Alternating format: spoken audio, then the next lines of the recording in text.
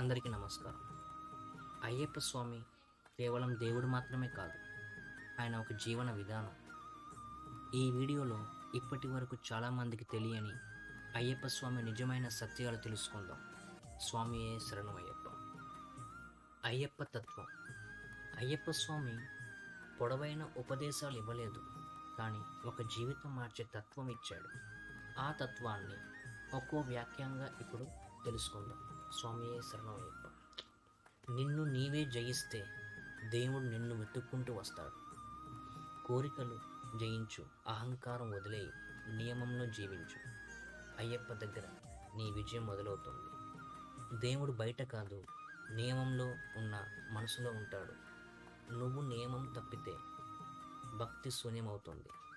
నియమం పాటిస్తే దేవుడు నీలోనే ప్రత్యక్షమవుతాడు.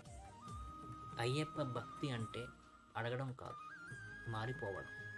వరాలు అడిగేవాడు భక్తుడు కాదు, తనను తాను మార్చుకునేవాడే నిజమైన అయ్యప్ప భక్తుడు. కులం కాదు ముఖ్యం, కర్మ ముఖ్యం.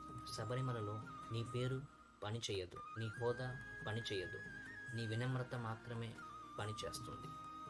అహంకారం ఉన్న చోట అయ్యప్ప నిలవడు, తల వంచిన చోటే అయ్యప్ప స్థానం.